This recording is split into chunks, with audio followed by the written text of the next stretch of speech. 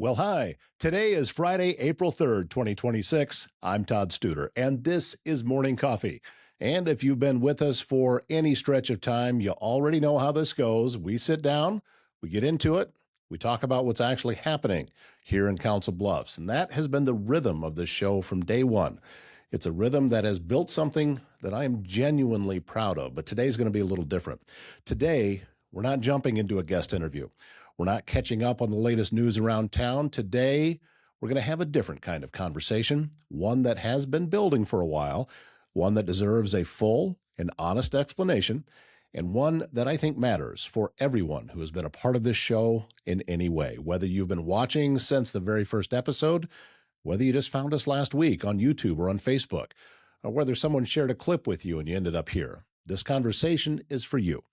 We are talking about the transition of this show from Morning Coffee to Council Bluffs Today. And more importantly, we're going to talk about why that change is happening, what it means for this platform, and what it means for the community. So let's start at the beginning. When this show launched, the idea was genuinely simple. There's no media consultant involved. There's no strategy document sitting on a desk. The idea came from something that I noticed, that Council Bluffs and even the communities around it are filled with incredible people doing incredible things, and no one was talking about them. Not in a daily, consistent, accessible way. Not in a format that's built for the way people actually consume content today. Listen, we're not a newspaper. We're not a television or a radio station. We are a local media operation built for the digital age, streaming online, distributed across major podcast platforms, reaching audiences who are rooted right here in Pottawatomie County. And what we have built across nearly 400 episodes of Morning Coffee and nearly 250 episodes of Pottawatomie County Roots is something worth taking a moment to recognize. A platform where the people who live, work, serve, and build in this community can come and be heard. That is the whole mission. Give local voices the platform they deserve. What's happened over time is that something bigger started to take shape, not because anything was engineered or manufactured, but because people began to recognize what the show was actually doing. They saw their neighbors featured here. They saw businesses they drive past every day. They saw organizations that had heard about, but they never really fully understood. When you start stacking those conversations on top of each other, week after week, episode after episode, what you begin to build is something far more than a podcast. You begin to build a living record of a community that's in motion. That is something that is genuinely missing in a lot of places right now. Local media has changed dramatically, and in many markets, it's drifted away from the communities it was built to represent. Ownership is consolidated. Content is created by people who have no real connection to the market, no stake in the outcome, and no understanding of the relationships that make a community tick. You end up with something that might technically carry a local dateline, but it just doesn't feel local. And people notice that, even when they can't name exactly what feels off. This show has always gone the other direction. Every conversation that happens here is grounded in this community. Every guest who walks through our doors has a real, meaningful connection to this area, and every episode adds another layer to the picture of what Council Bluffs actually is right now. As that became more and more clear, a question came up with more frequency. Does the name Morning Coffee actually reflect what this show is doing? It's a warm name, it's a comfortable name, but does it tell you anything about the focus?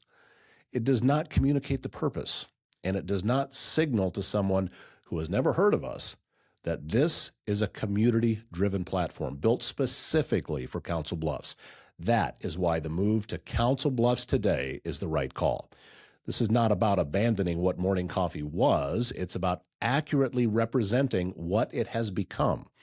The show has always been about Council Bluffs. It's always been about what is happening today. Now, the name reflects that directly, clearly, and without any room for confusion. When I look back at the guests we've had on this show, the range is remarkable, and I think it tells the clearest story of what Morning Coffee has been and what Council Bluffs Today will continue to be. Let's walk through some of the conversations that really stick with me. One of them, State Senator Jim Carlin, he's actually in Sioux City, and he joined us about a month ago. That episode resonated deeply. Senator Carlin did not hold back. He talked about the real economic pressure that's facing family farms in Iowa, what's happening in the agricultural economy in this state, and what the long term consequences look like for rural communities. That's the kind of conversation that doesn't happen in a press release. It happens when you sit across from someone and just let them talk. Chris LaFurla from the Council Bluffs Area Chamber of Commerce came in. He did a two-part series with us back in late December, and honestly, those episodes were kind of a turning point for the show. Chris talked about voices and vision, a new vision for Council Bluffs, and what it looks like when someone genuinely believes in this community's potential. That conversation set the tone for everything we've been building here in 2026. Lynn Dittmer joined us about a month ago, brought a level of energy and optimism to the conversation that I think a lot of people in this community needed to hear. Council Bluffs is at an inflection point right now. Growth is happening. New businesses are forming. New leaders are emerging. And Lynn's someone who sees that clearly. And she wasn't afraid to talk about it. When you put all of those conversations together, the senator talking about foreign policy, the visionary talking about the city's future, or a community leader talking about momentum, what you get is a multi-dimensional picture of a community that is working through challenges and building towards something real. That is what this platform does that nobody else is doing in this market. One of the topics we have returned to repeatedly on this show is housing, because it is one of the most pressing issues facing the community, and it deserves more than a headline. We did a two-part series on housing instability, why it is growing in Council Bluffs, and how this community is working together to keep people in homes. The audience response to those episodes told us everything we needed to know. People are hungry for this conversation. These are not abstract policy discussions. These are conversations about whether families can stay in this community, whether the workforce can afford to live where they work, and whether Council Bluffs can grow in a way that is sustainable. Jason James from Heartland Properties joined us recently to talk about Council Bluffs housing growth. Nikki Woods, also from Heartland, came on for a separate conversation about the market from her perspective. Blake Hunter, he's been on frequently. You go back to February when he talked about preparing for the spring housing market. And also in December, he was talking about growing Southwest Iowa. These are professionals who are in the trenches every single day, watching the market move in real time. And they bring that ground level knowledge to every conversation. This is exactly what local media should be doing. Not waiting for a housing crisis to become a news story, but tracking the conditions that create that crisis, giving the community the information and perspective they need to understand what is happening around them.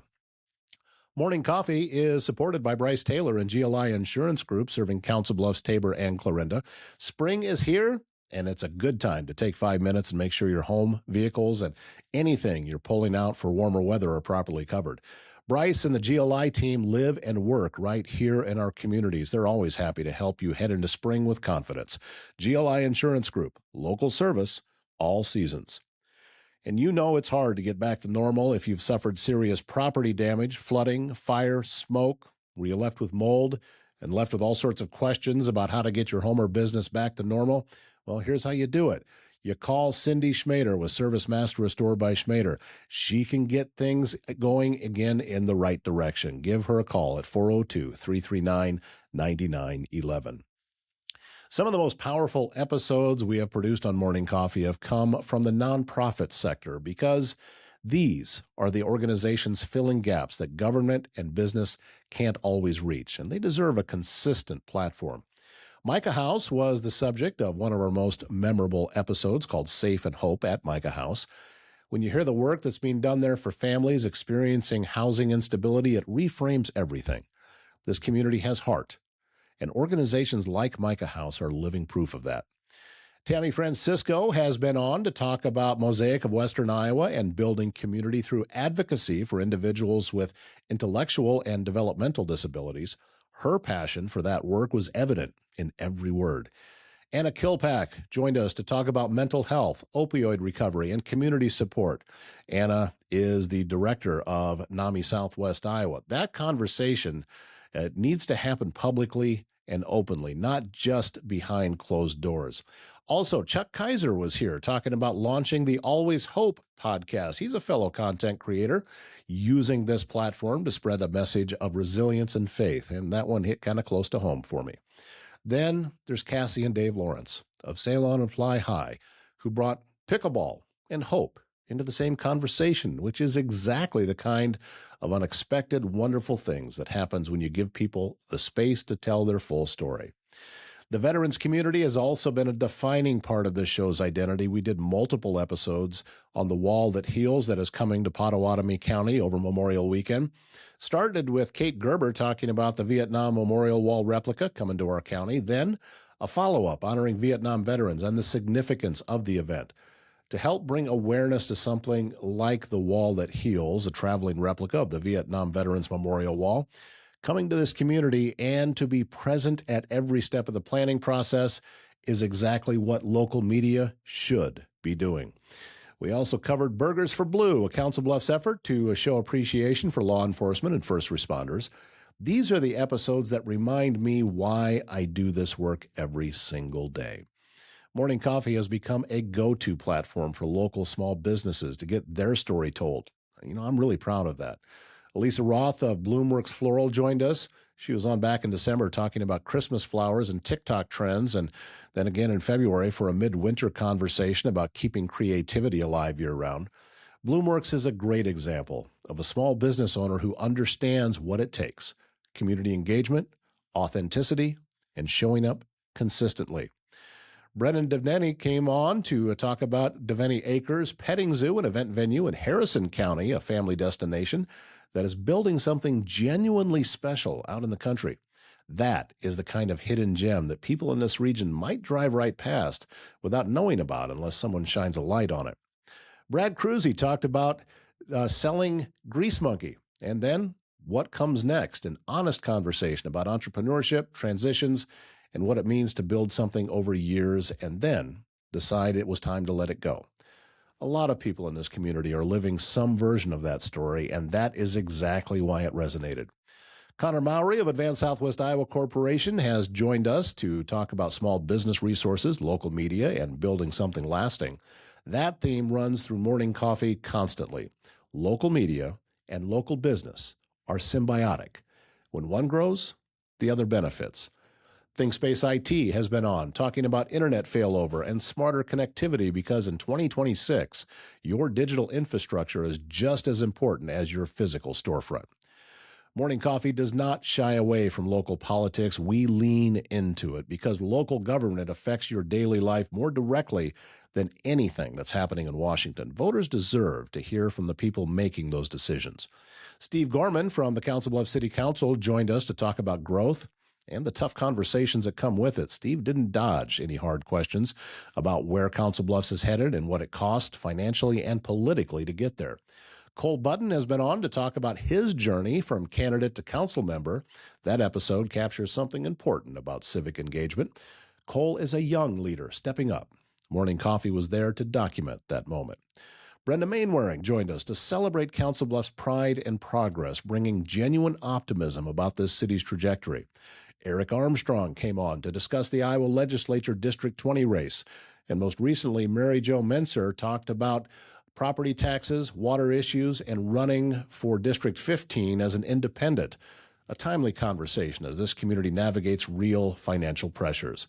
These are the conversations that matter, not just the national narrative, not just the cable news cycle, but the decisions being made right here by the people you can actually call, the people you see at the grocery store, the people who are accountable to this community in a direct and immediate way.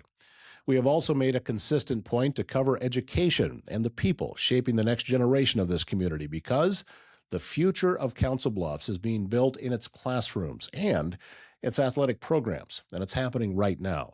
Luke Peterson joined us back on Christmas Eve to talk about building pride at Thomas Jefferson High School right here in Council Bluffs. School culture matters. When students feel connected to and proud of their school, everything changes.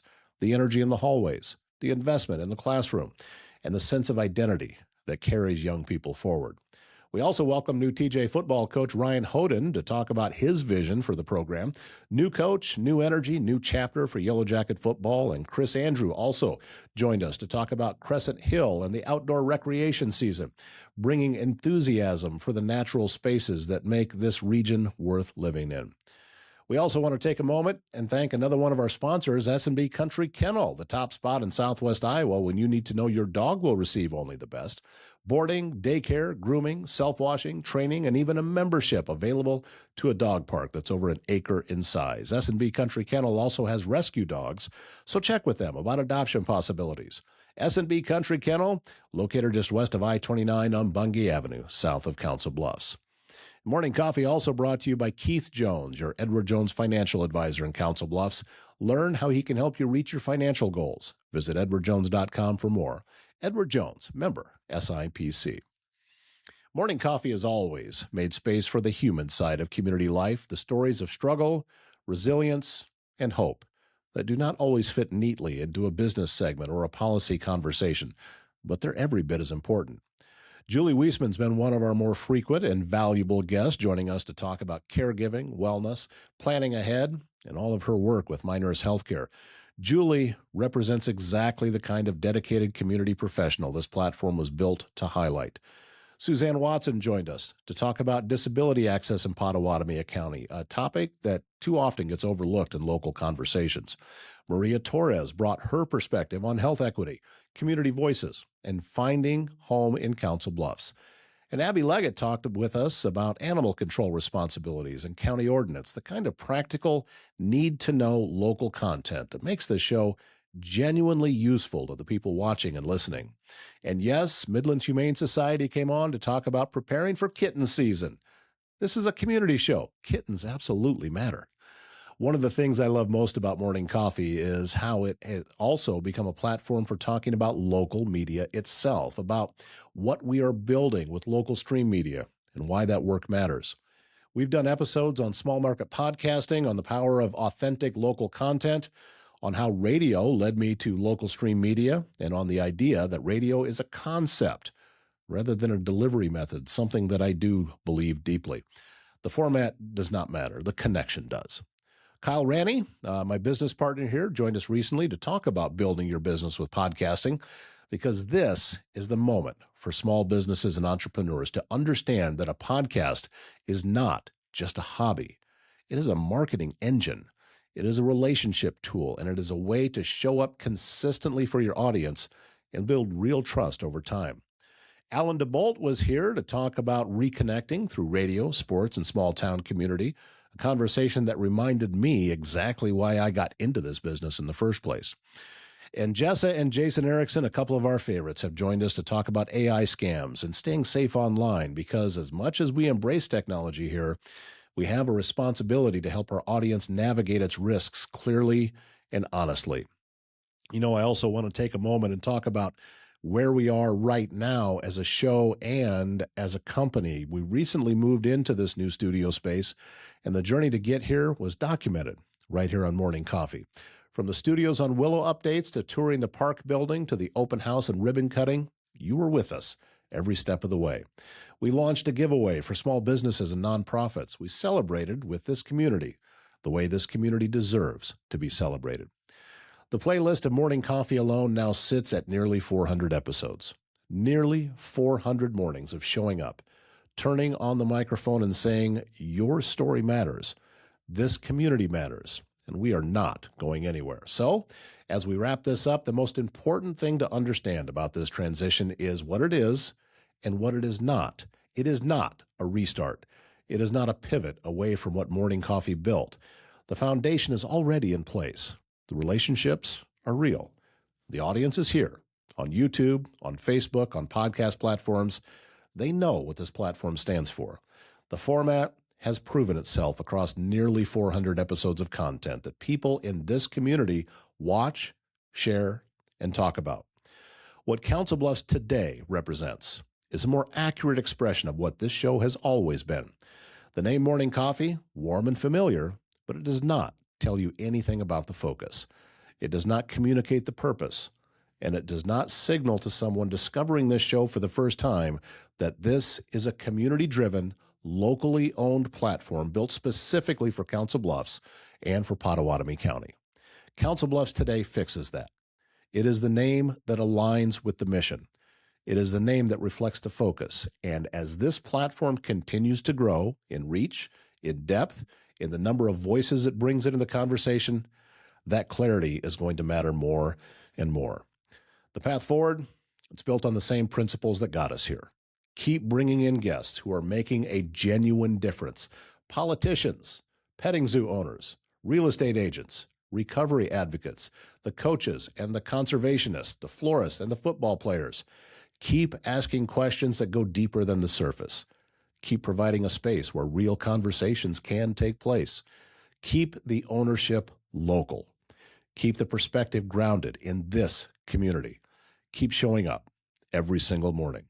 Strong local media does not happen by accident. It is built deliberately, maintained consistently, and supported by the community it serves. That is what this show has been. That is what Council Bluffs Today will continue to be. The name is changing. The mission is not. The conversations are continuing. The commitment to this community is not going anywhere. If anything, it's just getting clearer and stronger. If you've been watching or listening for a while on YouTube, on Facebook, on your favorite podcast app, thank you, genuinely. You're the reason this exists. If you're new here, subscribe, follow the page, hit that notification bell, and come back on Monday morning. We'll have another cup of coffee here waiting for you. I'm Todd Studer, and this is Morning Coffee. And very soon, this is Council Bluffs Today. Have a great weekend.